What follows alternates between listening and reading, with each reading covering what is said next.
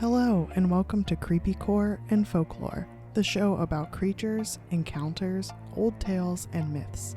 I'm your host, Iona Wayland, a dark fantasy author, mental health professional, and overall curious person. I want to join other spooky souls and hear about these unusual stories.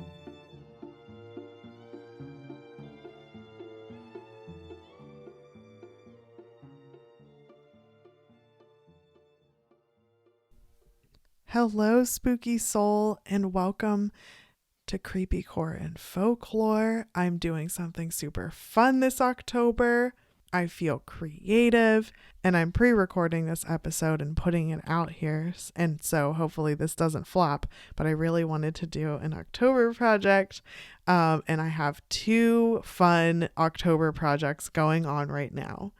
And that is why today I'll be reading a listener story instead of doing my usual topic deep dives.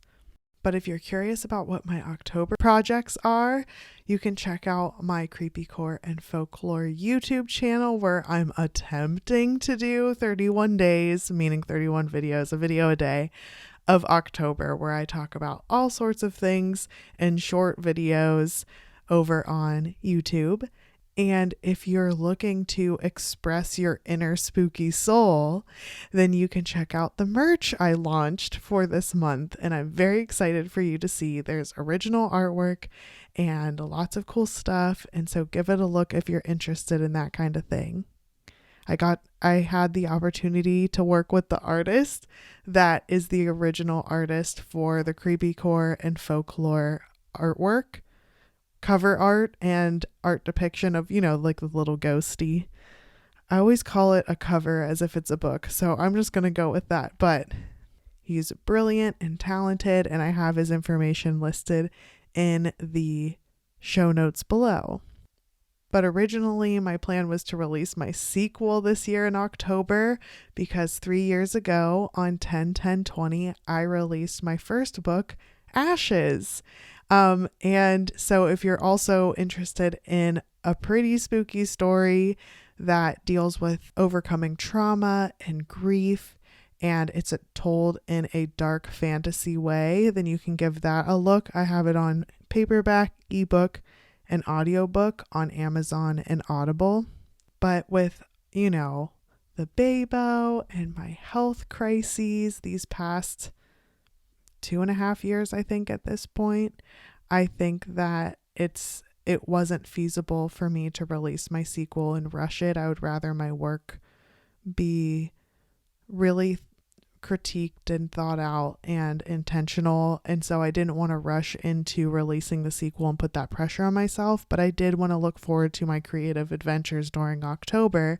And so this year it gets to be a little toe dip into the YouTube world where I get to talk to you about a whole bunch of Creepycore and Folklore stuff, as well as doing this merch launch that I hope you like. So I've been collecting listener stories so I can have an episode each Monday per usual.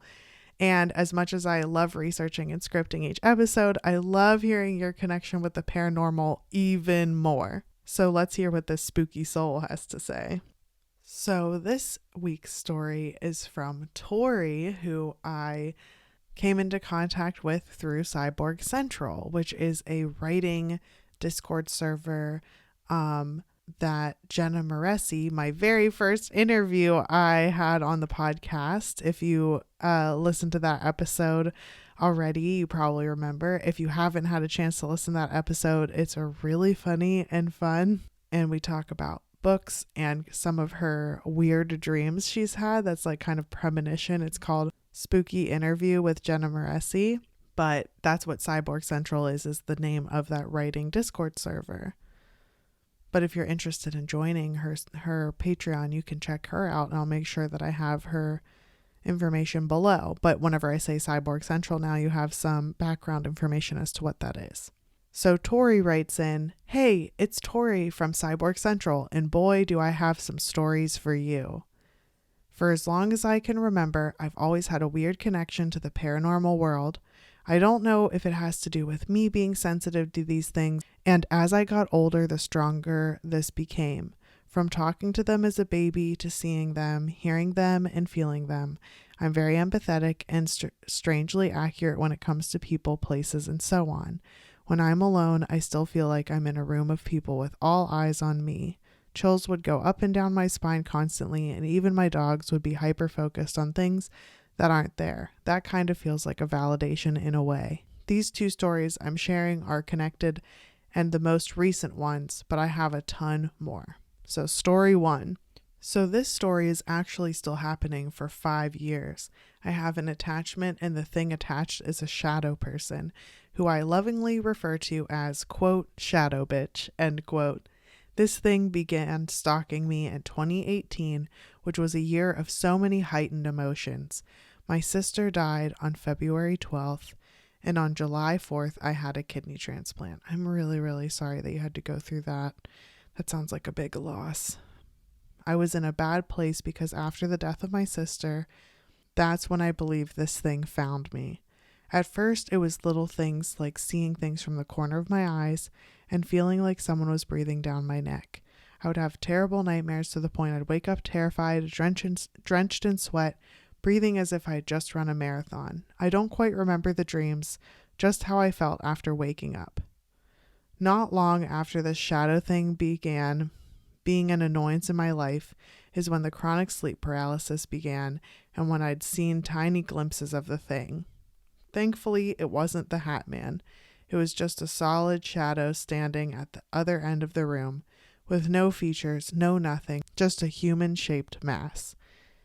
Now, some sleep experts believe sleep paralysis demons are just a trick of the mind, but because I'm somewhat seen this thing while awake, I highly doubt it's just a trick of the mind. The first time I saw the entirety of it while awake was when I was home alone. I was sitting in the living room watching a movie, and out of nowhere, all the hair on my body stood up, and I looked at the hallway, and I kid you not, peeking out of my parents' room, which was directly across from mine, I clearly can make out the features of a head with hollowed-out eyes that looked the darkest shade of night. Unnaturally black, if I'm honest. I could see bony fingers gripping the door as it looked at me. I just stared at it for what felt like an eternity, and it wasn't until my dog barked that the staring contest ended and it disappeared. I knew then and there I needed to cleanse myself and my home.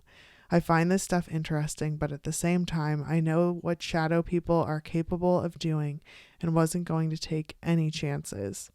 The way I cleanse is just doing a smoke cleanse with incense, opening all windows and doors and telling anything negative to get out.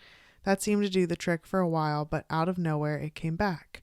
I was sleeping, and the way my bed is, my headboard is against the window that leads to our front yard. There's no way that there was a person outside because I would have seen it, and the majority of my neighborhood are on the older side because of the town I live in was once a retirement town. My dog was also sleeping with me, and I know she wasn't the one who made the noise I'm about to tell you about, because if she did, I probably would have freaked out even more. My dog liked sleeping on my head and on my face. This sounds like a chew, but fine. Just a nice casual sleeping on your head and face type of moment, I guess. I wanted to roll over, so I moved her slightly to not wake her up. As I'm moving, I hear the laughter what sounded like my niece, exactly like her, and this is the first time I felt scared in any way. At this point, it's almost 2-ish, maybe 3 years since, quote, shadow bitch was around me. There was another spirit around me, but not that one. So when I heard my niece laughing, I automatically knew what it was. I'm not going to lie, I may have had tears in my eyes because of how real it sounded. I mean, I would cry. I cry all the time, and this sounds like a perfectly reasonable time to cry. Normally, I'm not really that scared of these things because I've been researching this stuff for over a decade and have a pretty good grasp on how to protect myself, but something about this terrified me. While in the safety of my bed, I told it, whoever or whatever is out there, go away and leave me the fuck alone. I love that you yelled at this ghost. I too am a ghost yeller. If you sign up for my newsletter that I try and send out weekly to remind you when, episodes are coming out or any updates or whatever, you can sign up for it. And I'll have the link below, or you can find the link on my Instagram bio. but you can get a free exclusive bonus episode where I talk about how I'm a ghost yeller in our old house that we owned. So I totally hear you, how you're like, go the fuck away and leave me the fuck alone. I totally love that. And a few minutes later, it mostly felt normal again. See, it works. When the sun came up, I cleansed the outside and inside of my house and buried dark crystals, mainly black tourmaline and smoky quartz. I love smoky quartz as a protection. I just feel protected around it, so I totally hear you there too. On the corners of my property. Pretty sure my neighbors think I'm a bit wacky, but I'd rather be that than have a shadow person take away my much needed beauty sleep. I haven't seen it as much since I've done this, probably because I do a cleansing on my house every month and my sister's being the best big sis ever and keeping it at a distance. I love that connection. I personally believe that our relationships with the ones that we love, that we lose to death, we just have a bit of a change in that relationship. Like, I still feel like they're still around. I feel like they can help us. I feel like they assist us if we call on them. So I totally hear. I think that's so beautiful. And I think it's totally like a cool, like, sibling duo that's going on, where she's like helping keep things away or steer you in the right direction or support you through any kind of thing that you're challenged with, or in your happy moments too. I can totally feel presences of, like, you know, passed away folks around me. And I think that's something that if you're feeling like it's happening, then I think it's happening. Okay, so story number 2. This next story is more on the wholesome side. Thought sharing one creepy and one good story would be a good balance. Tori, you're exactly right. I think that's a great balance. I completely agree with you. This story is about my sister and how her ghost has been trolling me. My sister and I have the same kidney disease, and what's weird about it is that when something would happen for her 2 years later, that thing would happen to me. This wouldn't be so weird if we were identical twins, but we were 2 years apart. She was born November 20th, 1993, and I was born November 7th, 1995. When she was diagnosed, 2 years later, I was. When she began dialysis, 2 years later, I did. And even after we both had transplants, again, 2 years apart, we both not only rejected, but had the same type of rejection. Fun, right? Ugh, I hate that you had to go through that. That's so... Bodies are weird. It's hard to be a human. And I love that you and your sister had each other through all of this, but I also am really sorry that it takes that much to be the healthiest version of you. I think my sis and I were cursed. Even though we shared an illness, we were both total opposites. She was an extroverted, makeup-obsessed coffee addict who lived life to the fullest. I, on the other hand, am a very introverted video game lover, a book-obsessed homebody who dives into fictional worlds because the normal world is scary. Amen, Tori. Amen. Oh my God. Have you ever seen people nowadays? Yikes. That's so funny. She said that. I didn't say that. She said that. That people are a bit yikesy. I can understand what you're talking about. However, we did have one thing in common, and that was the love of the unknown and spirituality. Even though she wasn't a fan of ghosts and stuff, she adored things like crystals, tarot, and meditation. Anyway, in 2018, when my sister passed away, I was in a severe depression and a bit of a pessimist, and whenever something good happened, I would be like, what's the catch? The thing that kind of made me look at life in a brighter and happier way was actually a bracelet that my sister wore every day.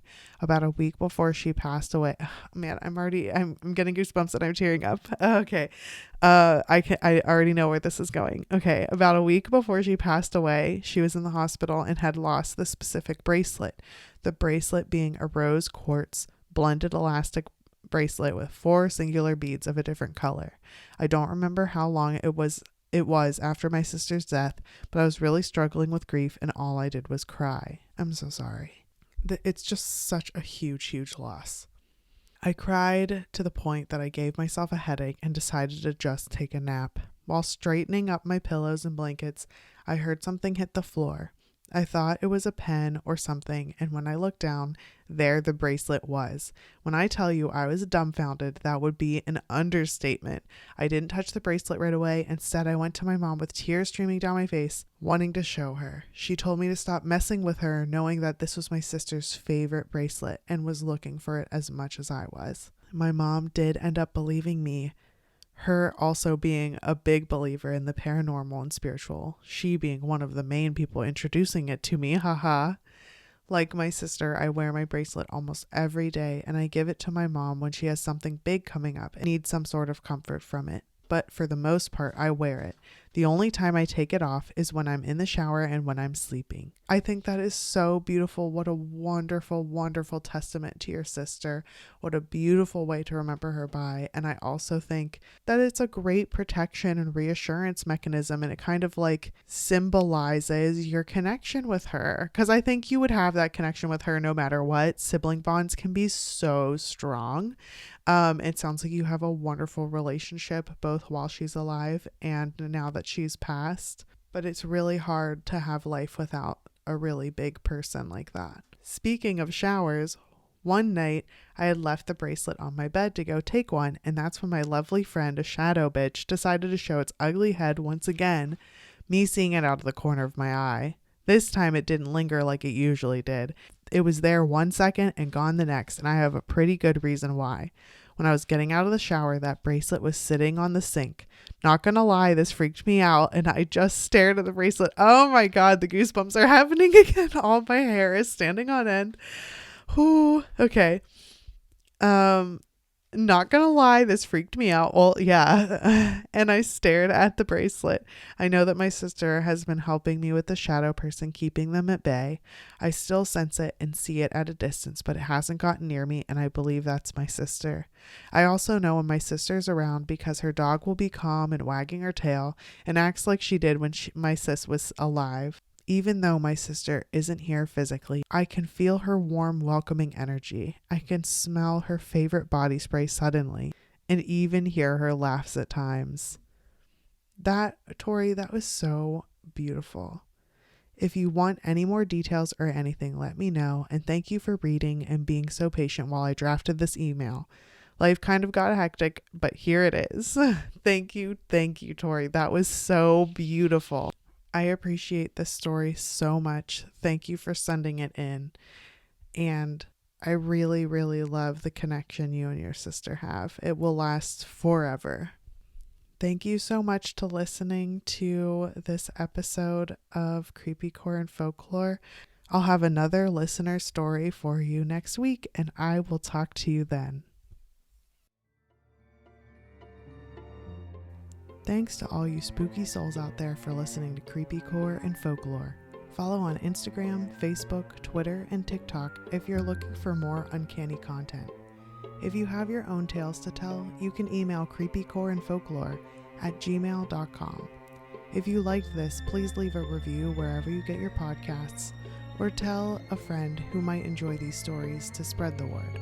If you're interested in dark fantasy, check out my Hollowverse series. Ashes is available now in paperback and ebook on Amazon and audiobook on Audible, and the sequel is underway. I'm Iona Wayland, and I'll see you next time.